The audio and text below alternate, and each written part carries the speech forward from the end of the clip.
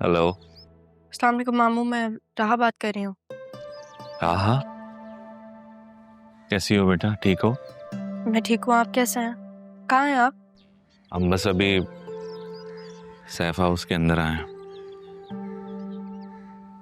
चलो ये अच्छा है, आप अपने घर वापस आ गए। मामू आपसे एक रिक्वेस्ट थी। हाँ कहो बेटा। मामू अगर आपकी इजाज़त हो तो मैं सैफ हाउस में एक इवेंट होल्ड करना चाहती हूँ, कर सकती हूँ? बेटा ये घर जितना मेरा है उतना ही आप ही का है, उतना ही तुम्हारा भी है। वापस आ जाओ। मैं बहुत जल्द वापस आऊँगी, ज़रियून के साथ। राहा बेटा, तुम वाकई ज़रियून से निकाह कर रही है? आप मेरे गवाह बनेंगे ना मामू? मैं दूंगा गवाही। तुम्हारे और ज़रियून के निकाह में मैं गवाह बनूंगा। ठीक है? ओके बेटा, खुदा हाफिज। देखा कितनी बेशर्म है ये। इस लड़की को तो शर्म आती ही नहीं है। अब वो तुम्हें गवाह बनाना चाहती है और तुमने भी आगे से हामी भर ली। मैं ऐसा कुछ नहीं होने दूंगी, और अगर ऐसी बात है ना अभी, तो मैं उसे इस घर में भी नहीं आने दूंगी। मामा, इससे आपकी परमिशन की जरूरत नहीं है। पापा जान की विल के मुताबिक इस घर में उसका भी हिस्सा है। इनफैक्ट बिजनेस भी दादा जान उसी के नाम करके ही है। आसिया, तुमने जो करना था वो कर लिया, और मैंने बहुत बर्दाश्त कर लिया, अब बर्दाश्त नहीं करूंगा। समझ गई तुम?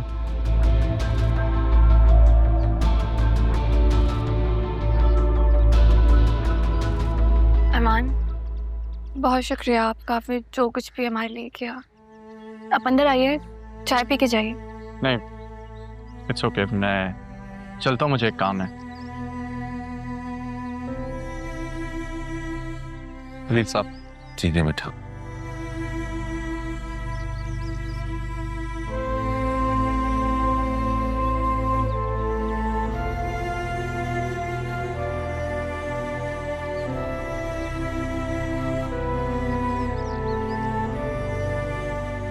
चलिए बाबा।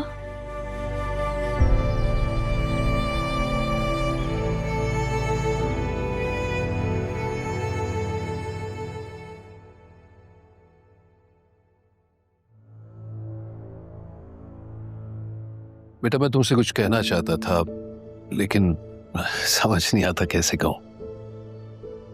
बैठे अब्बू।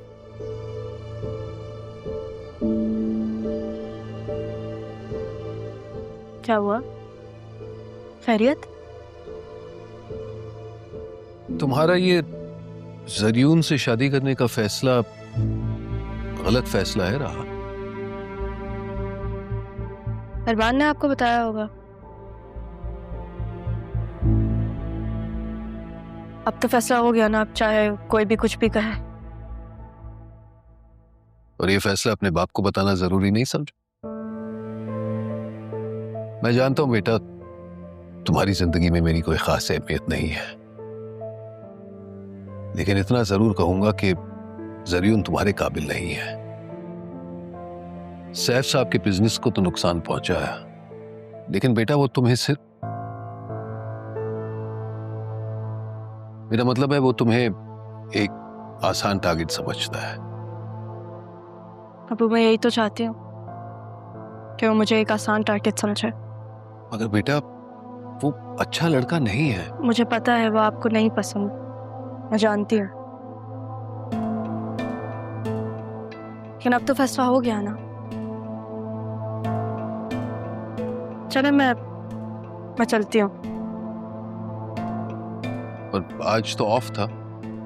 हाँ वो मुझे एक काम है। तो चलो मैं छोड़ देता हूँ। नहीं वो मैंने कैब करवा लिया, मैं चली जाऊंगी।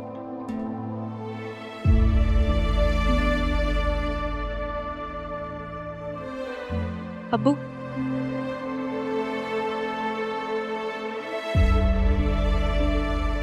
आपने मेरा तब साथ दिया था जब मेरे सारे अपनों ने मुझ पर सवाल उठाया, फिर आपने उस वक्त मेरा साथ दिया था, तो आप अभी भी मुझे सपोर्ट कर सकते हैं ना। आपकी बेटी हूँ मैं।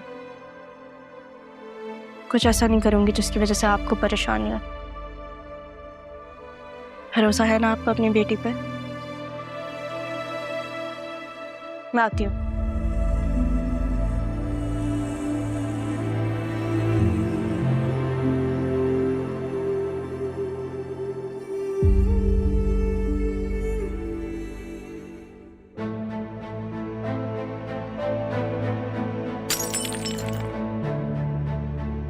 क्या हुआ है? क्यों क्यों तोड़ दी है?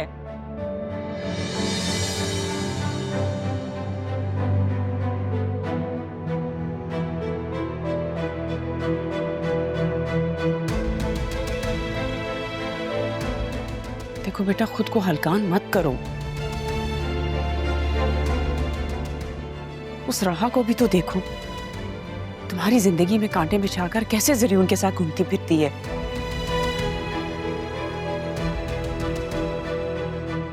तुम भी निकलो इस सारे सदमे से बाहर। अरमान से मिलो जुलो, एंजॉय करो अपनी जिंदगी। काश मुझे सच पता ही ना होता। काश मुझे सबका पता ही ना होता। काश मुझे भी ना। अरे तो अच्छा है ना, मालूम हो गया। देर तो नहीं हुई कम से कम। अच्छा है ना मामा, कम से कम इस तरह मैं खुद को अकेला रहने का आदी तो बना लूंगी। अल्लाह ना करे, खबरदार जो ऐसी तुमने उल्टी सीधी बात की तो। तुम क्यों अकेली होंगी? तुम्हारी माँ है ना साथ।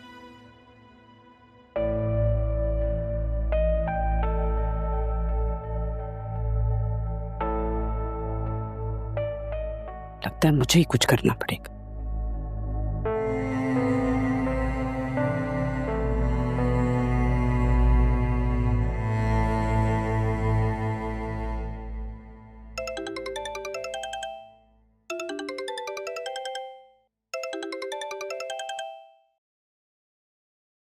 अस्सलाम वालेकुम। पहुंच गए आप लोग खैरियत से? जी जी, सब खैरियत है, खैरियत से पहुंच गए।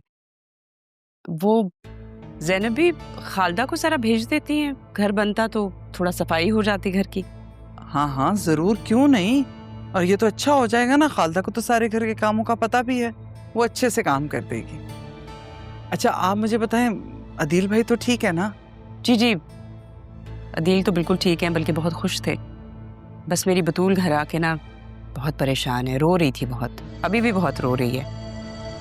ज़ैनब भी मैं सोच रही थी अगर ये मुमकिन हो तो हम अरमान और बतूल की शादी जल्द से जल्द कर दें।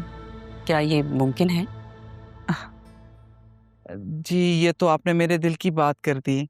आप जानती हैं अरमान भी यही कह रहा था कि जैसे ही आप लोग शिफ्ट कर जाएंगे हम बाकायदा आपके घर आएंगे। चलें, ये तो फिर बहुत अच्छा है ना। बल्कि ये करते हैं ना कि हम जिस दिन ज़रियून और राहा का निकाह होगा उसी दिन इन दोनों का भी करते हैं, ताकि उन्हें भी तो पता चले कि हमारे बच्चे भी किसी के मोहताज नहीं है और ना ही इन्हें किसी चीज़ की कमी है। क्या कहती हैं आप? ठीक कह रही हैं वैसे आप। खैर अगर किसी भी चीज़ की ज़रूरत हो तो मुझे बताइएगा। मैं तो सोची थी क्यों ना खाना बनाकर भिजवा दूं आपको।